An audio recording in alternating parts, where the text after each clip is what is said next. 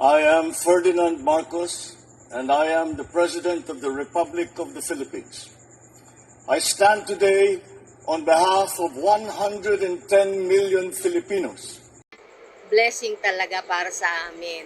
Kasi yung sa halip na ibabayad na, kami mismo ang magbabayad, dumating itong pribilehyo ko sa amin na naging blessing talaga. Kaya malaking tulong na yung ibang pwede naming ipambayad dito, magagamit na rin namin sa pansarili naming pangangailangan ng aming pamilya. Taos puso po kami nagpapasalamat sa ating mahal na Pangulong Ferdinand Marcos Jr. sa mga pribilehyo, tulong po niyang ipinagkakaloob sa amin. Laki pong tulong ito sa aming magsasaka na wala pang titulo. Sana, Presidente Marcos, sana isa pang Marcos ang darating para lahat ng mga magsasaka mabibigyan ng lupa. Saka talagang number one. Kasi sabi ko nga, kung ikaw lang magbabayad ka sa isang utang na gano'n, halimbawa sa akin, parang 400,000 nata, di ba? Parang gano'n nata yung babayaran ko. Isipin mo, ikabubuhay ng pamilya ko yun, yung 400,000, hindi ko mababayaran yun. Ito nga, dumating yung donation loan ng ating Pangulo. Malaking tulong po ito. People and hello Universe, it's me again. Shout out sa inyo mga beswa. Nako, mayroon tayong good news for everybody. Ayan, ang ating Pangulo umikot na naman. Ha? Bakit? Ayun, magbibigyan na naman guys ng titulo ng lupa. Saan? Diyan po mismo. Ha? Sa Baluarte ni Cory Aquino. Tarlac City. OMG. Alam nyo mga kababayan, no? Nakikita yung mga tao dyan sa loob. Lahat po yan makakatanggap ng titulo ng lupa. Yung iba hawak-hawak na nila. Pero yung iba hindi pa na ibinigay. Si Pangulong Marcos Jr. na ang mismo mag-abot. Sabi nga yung Gobernador Yap, tumatanda na sila na ngayon lang nila natanggap ang kanilang mga titulo. So ibig sabihin, dekada na mga kababayan. Sorry to say, pero lagi natin tandaan, no? Si Cory Aquino naging presidente. Baluarte niya ito guys ha. Si Noynoy Aquino naging pangulo, mag-ina. Pero ni minsan guys, hindi nila nagawa ito. Hindi nila nagawa na mabigay sa mga magsasaka ng Tarlac, mga beneficiary ng agrarian. Never nila ginawa yan. Kundi ang Pangulong Marcos Jr. lang. Tingnan nyo kung gaano kadami yan, mga kababayan. Natandaan nyo yung Hacienda Luisita na supposed to be yung pangako ni Cory Aquino na ibibigay sa mga magsasaka yung nararapat sa kanila. Pero hindi po nangyari. Dumaan po sa matinding pagsubok at until now, walang nangyaring pagbibigay ng lupa sa mga magsasaka dyan. Di ba kung bakit na impeach si dating Justice Renato Corona, dahil sa pagtatanggol niya yun mga kabesa, nanalo ang mga mga magsasaka guys. Pero binaliktad. Well, hindi natin yan pinag-usapan, pero nabanggit ko lang din kasi ang mga magsasaka sa mga taga-Tarlac, talagang dekada po na hinintay nila yan. Ngayon, natanggap nila, siyempre hanggang tainga ang kanilang mga ngiti sa saya. Sino ba naman hindi masaya na makatanggap ka ng lupa, mga kababayan? Na sa panahon pa ni Pangulong Marcos Jr. na number 1 na kalaban ng Dilaw. Pero sa kay Pangulong Marcos Jr., wala na yun. Pasispas na. Ang importante, siya ang Pangulo ng Pilipinas, walang political color, ganun siya kabait talaga, super duper bait. Hindi siya tumingin na dilaw ka, or berde ka man, or sino ka man. Lahat makikinabang yan, no? Anti-Marcos ka, di ba? Makikinabang sa lahat ng magagandang programa ng Marcos administration. Real talk po tayo, yun po ang totoo. So, dahil dito, nakaka-overwhelm, di ba? Sabi po ng Biblia, mahalin mo ang iyong kaaway. Di ba? Love your enemy. It's biblical guys, yung pagka-humble, down to earth ni Pangulong Marcos Jr. na hindi pumapatol sa mga bumabatiko sa kanya. Yan po yung nagdadala sa kanya na mamahalin siya ng mamamayang Pilipino. Except lang yung mga dilis. Oo, totoo yan. Ang Diyos laging nakabantayan kay Pangulong Marcos Jr. Pag yung mga bumabatikos, yung umalipusta, i-ignorin mo lahat yan. No? Bigyan mo sila ng kaukulang tulong. Ang Diyos magbibigay ng lubos-lubos na biyaya sa administrasyon mo. At gagabayin ka saan man ka mapadako. Hindi ka mapapahamak. Kasi ang Diyos ang magpuprotekta eh.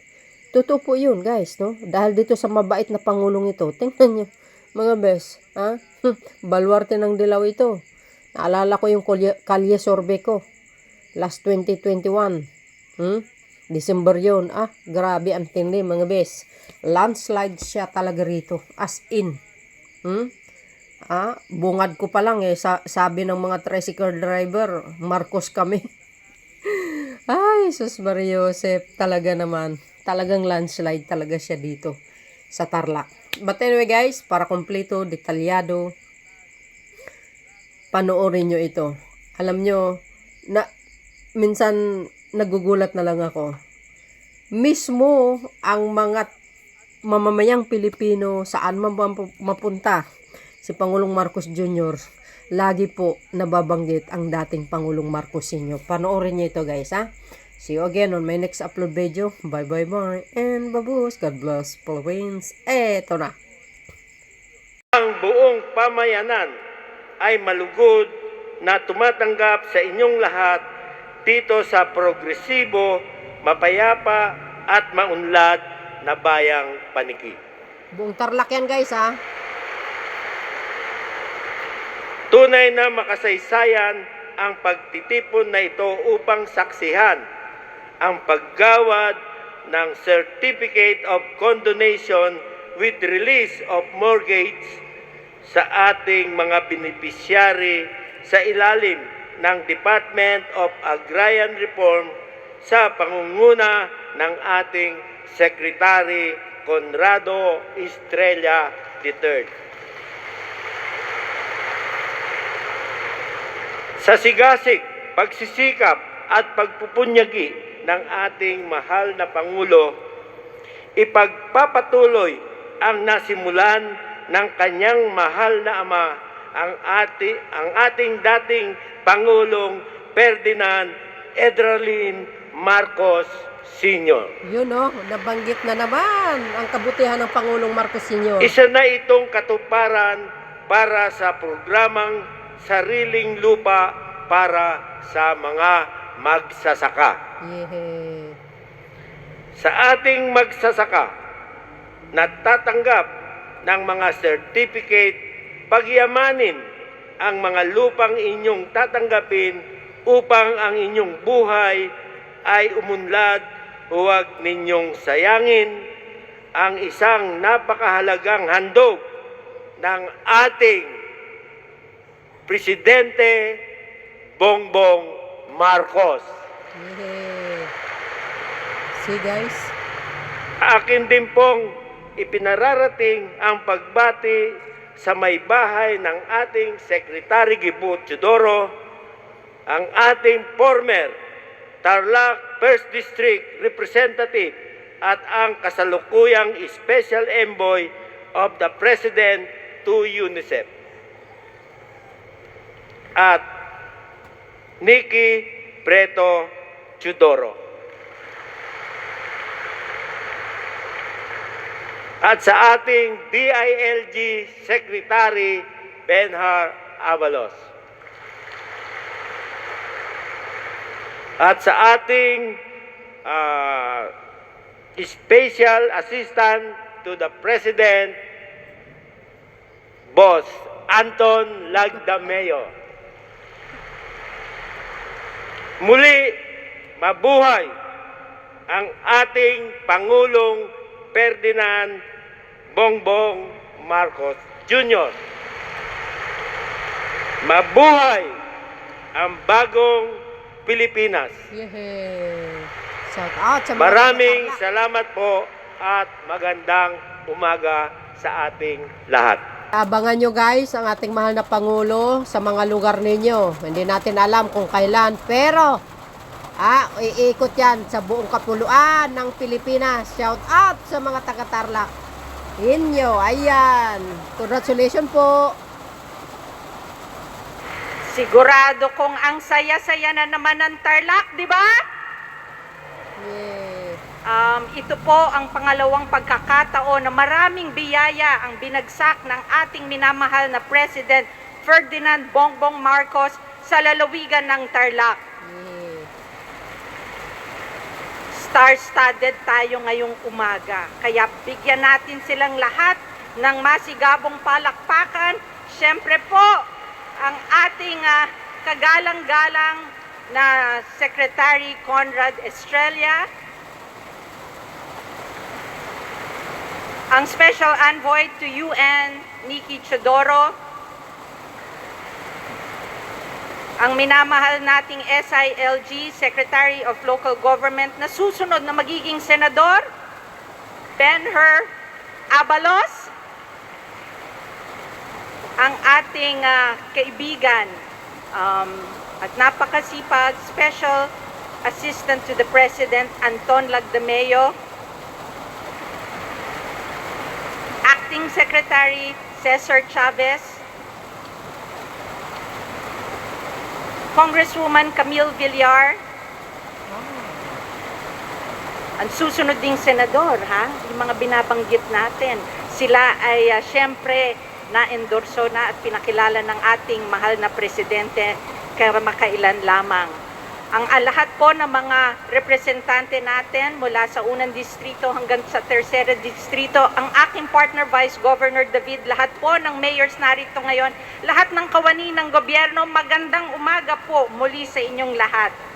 Napakalaking karangalan at pribilehyo ang muling i-welcome sa ating lalawigan ang ating minamahal na Pangulo, His Excellency President Ferdinand Bongbong Romualdez Marcos Jr. Gaya ng nasabi ko, kamakailan lamang ay sama-sama tayong nagsagawa ng serbisyo tapat para sa lahat nung kanyang birthday na handog ng Pangulo sa ating buong probinsya.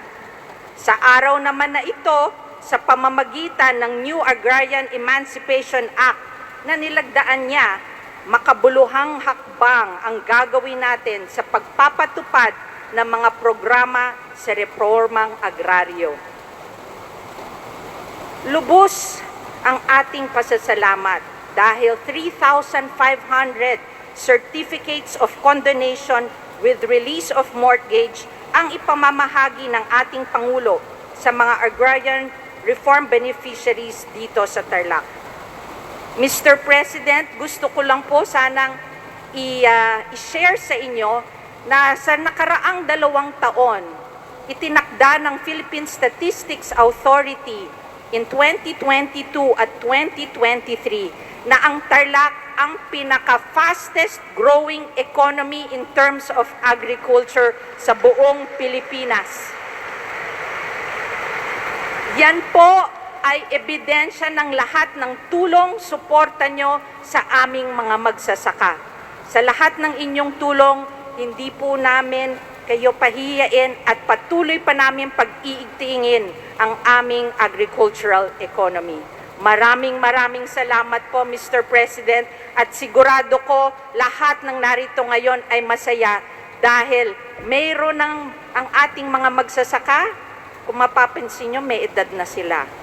Pero ngayon, dahil hawak na nila ang mga tito na wala ng problema, ay meron na silang ipamamahagi sa mga susunod na henerasyon.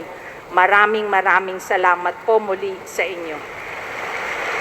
Makakaasa po kayo, mahal naming Pangulo, na sa provincial government ng Tarlac, pinangangalagaan natin ang mga agrarian reform beneficiaries. At ang inyong handog ngayon ay isang serbisyong tapat para sa lahat. Magandang umaga po muli Mabuhay ang ating presidente, mabuhay ang Pilipinas, mabuhay ang bagong Pilipinas. Ngunit kailangan lang hong malaman ng ating mga kababayan, lalong-lalo na ho ang mga makakatanggap ng biyaya itong araw na ito. Alam niyo po, dasal tayo ng dasal. Sa palagay ko, pinakinggan na ho ng ating mahal na Panginoon ang ating dasal. Bakit po? Nagkaroon tayo ng isang Pangulo. Ito po, masasabi ko. Kahit na po kaarawan niya, kahit birthday niya na dapat kasama ho niya ang kanyang pamilya. Hindi po. Nung kaarawan po niya, nagpunta po kami ng Nueva Ecija. Nagpunta po kami kung saan-saan namibigay ng titulo sa ating mga kababayan. At kahit nung may sakit, akalain nyo nagkasakit. Kahit na siya ho ang may sakit, dapat ang presidente kung may sakit doon na lang sa bahay, nagpapahinga. Ngunit kahit na bahing ng bahing, kahit na ubo ng ubo, sinisipon, masama ang pakiramdam, tumuloy pa rin ho kami sa Palawan at sa Iloilo.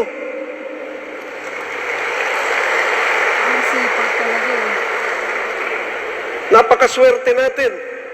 Pero malas naming dalawa ni Secretary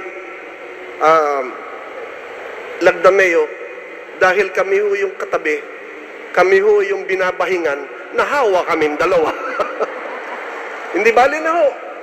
Presidential fever naman ho ang natanggap namin.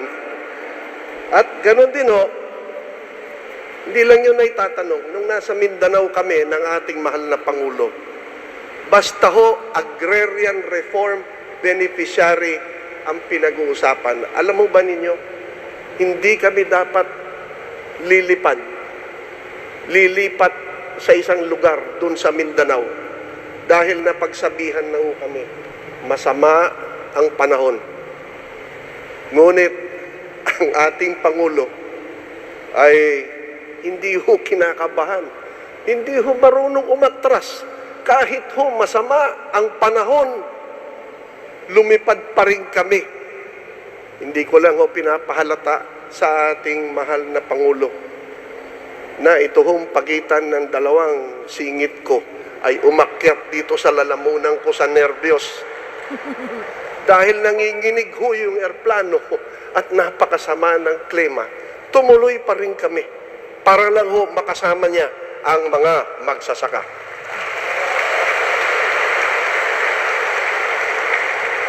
Ngayon na naman ho. Umulan. Ako ho, ayaw akong payagan ng aking asawa na sumakay ng helicopter. Dahil napakasama ng panahon. Yes, actually umulan ngayon dito. Ang mga sabi niya, kababayan. bumiyahe ka na lang ng Rosales. Kadagiti Karuba tayo dito, taga Rosales kami lang ang apo. Bumiyahe ka na lang Rosales, tapos mag-byland ka na lang, pumunta ka ng Tarlac. Sabi sa akin, ang presidente, a-advisean namin, hindi na pupunta kasi delikado ang panahon, delikado ang mag-helicopter. Ngunit, ano ho ang ginawa ng ating Pangulo? Hindi ho sumunod. Wala hong pakialam kung delikado. Nakaisip ng paraan, hindi na ho nag-helicopter. Nag-airplano papuntang Clark, tapos nagbiyahe ho dito sa Tiplex, umabot dito sa Tarlac.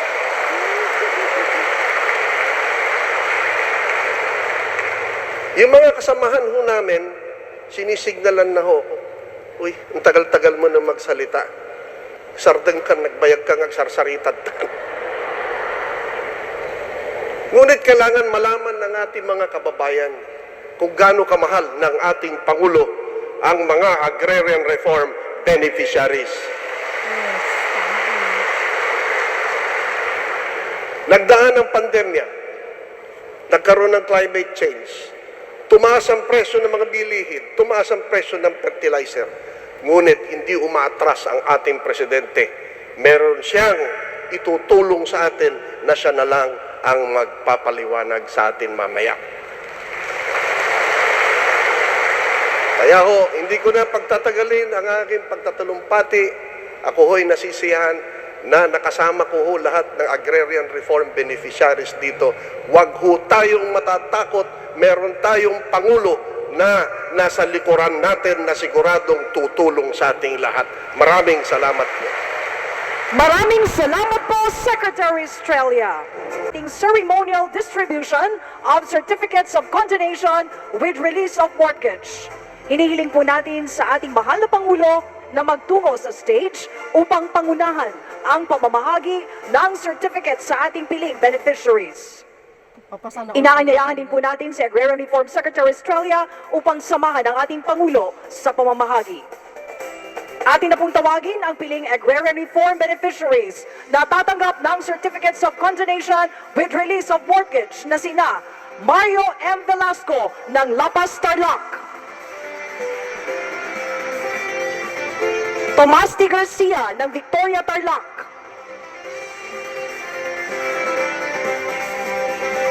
Arturo Manalang ng Concepcion, Tarlac, Antonio Billones ng San Miguel, Tarlac, Olivia Manebog ng Lapas, Tarlac,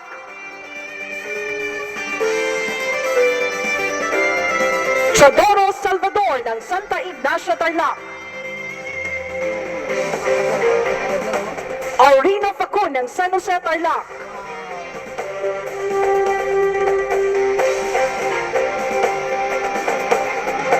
Jennifer Esposo ng Moncada, Tarlac,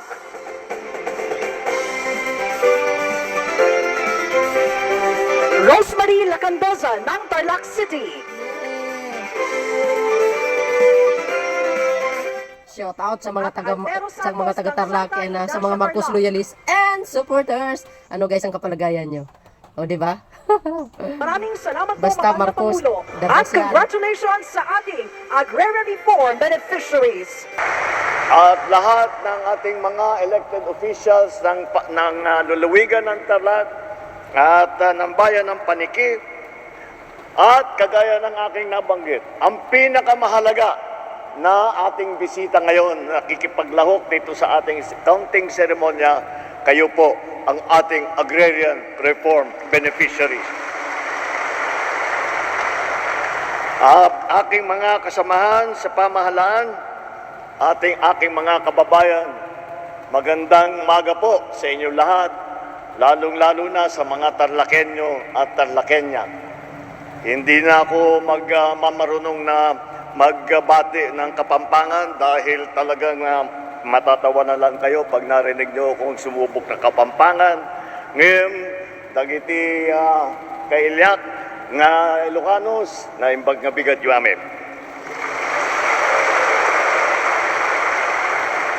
Nagpapasalamat po ako sa inyong pagdalo dito sa ating pagtitipon sa kabila ng medyo masama na panahon. Hindi ako nagulat na nandito pa rin kayo dahil ganito naman talaga tayong mga Pilipino. Hindi basta-bastang napapatinag, kailangan lang na magdoble ingat dahil sa ulan. Madulas ang kalsada, malakas ang hangin dulot ng bagyong Hulyan. Bagamat may bagyo, ako po ay masaya sa araw na ito sapagkat kasama natin ang mga nagpapaunlad sa sektor ng agrikultura sa ating bansa, ang ating mga magsasaka at agrarian reform beneficiaries. Tanggapin po ninyo ang aming pasasalamat sa mahalagang papel na ginagampanan ninyo araw-araw para masiguro na ang bawat Pilipino ay may sapat na pagkain. Alam namin na bago ninyo maani ang inyong mga pananim, kinakailangan ninyo ng lupang matataniman. Noong pagkaloob na sa inyo ang mga lupang sakahan sa ilalim ng reformang pang-agraryo, ang naging pangamba ninyo naman ay ang pambayad sa lupang ipinagkakaloob. Kaya ngayong araw, sa bisa ng Republic Act 11953 o ang tinatawag na New Agrarian Reform Emancipation Act na nilagdaan ng inyong abang lingkod noong nakarang taon, burado na po ang inyong pagkakautang. Narito po kami ngayon kasama ang mga opisyal mula sa Department of Agrarian Reform at mga iba't ibang mga opisyal, mga Register of Deeds, pati yung Land Bank ay kasama dito sa programang ito. At nandito po kami upang ipagkaloob ang mga Certificate of Condemnation and Release of Mortgage o tinatawag natin na COCRO. Sinasagot at inaalis na ng gobyerno ang malaking pasanin na dala ng mga utang na naging kakambal ng inyong mga lupang sakahan. Ang inyong mga amortisasyon, interest at iba pang surcharge, lahat po burado na. Para po sa mga taga-Tarlac, higit sa 4,600 COCRO ang ipapamahagi natin sa 3,500 na agrarian reform beneficiary. Ito ay katumbas ng higit sa 124 ng bilyong pisong halaga na amortisasyon na buburahin na natin. Katulad po ni Ginoong Mario Velasco na mula sa Bantog, Karikutan, Lapas at isa sa mga benepisyaryo ng programang ito.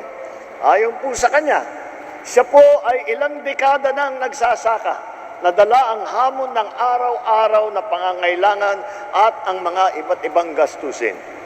Sa haba rin ng panahon na siya ay nagtatanim, ang pinakamabigat na pasanin ay ang utang na tila ay tanikala sa lupang sinasaka. Sa pamamagitan po ng programang ito, hindi na kailangan pang alalahanin ang amortisasyon. Ang pera na nakalaan sana rito ay maaari na ninyong pong gamitin sa pang-araw-araw at ibang pangangailangan sa inyong pagsasaka. Wala na po kayong alalahanin, maging ang mga susunod pang magmamana ng lupang inyong sinasaka. Ngayon po ay may panibagong pagkakataon na kayo upang maunlad ang inyong mga kabuhayan at ang inyong mga pamilya.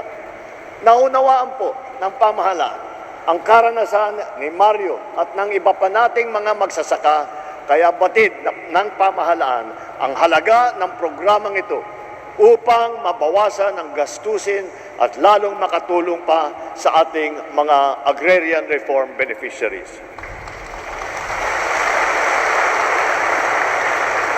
At sa amin din naman, ni Secretary Conrad Estrella, hindi po ito ordinaryong programa ng pamahalaan.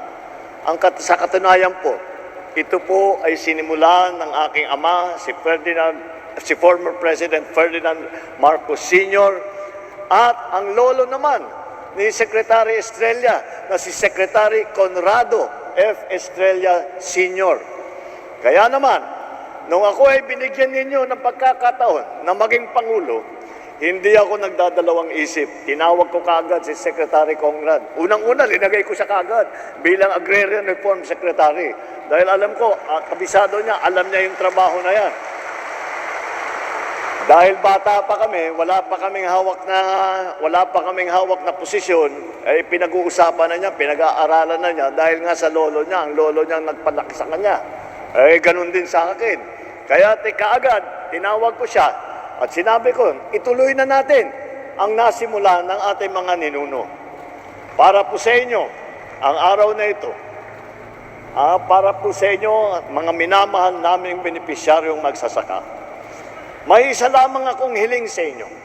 Kaakibat ng mga biyayang ito ay ang responsibilidad na pagyamanin pa ang ating mga lupa. Hindi lamang sa ikauunlad ninyo, kung hindi para sa buong Pilipinas. Hindi dito po magtatapos ang ating pagsusubok. Ngunit ang araw na ito ay magsisilbi sana ng paalala na ang pamahalaan ay handang tumulong sa inyo. Nandito kami at patuloy na nakikinig sa inyong mga pangangailangan upang magkaroon kayo ng mas maginhawa at mas matatag na kinabukasan. Higit pa nating pagtutulungan ang pagunlad ng sektor ng agrikultura dahil malaki ang paniniwala kung mas marami pa tayong kaya at dapat gawin. Muli, mag-iingat po tayong lahat. Ating pong ipatuloy ang binabantayan na bagyong Julian at handang magbigay ang pamahalaan ng tulong sa ating mga kababayang nangangailangan. Maraming salamat sa inyo lahat. Maraming salamat sa ating mga magsasaka. Mabuhay ang ating mga magsasaka. Mabuhay ang ating mga agrarian reform beneficiary. Mabuhay ang Tarlac. Mabuhay ang bagong Pilipinas. Maraming salamat po, mahal na Pangulo. 3! Maraming salamat po, mahal na Pangulo. Dito na po nagtatapos ang ating programa. Nagpapasalamat po tayo sa ating mahal na Pangulo sa pagbisita at pamamahagi ng Certificates of Condonation dito sa probinsya ng Tarlac. Muli po, mga kababayan, ang ating mahal na Pangulo, His Excellency Ferdinand R. Marcos Jr. Panahon na!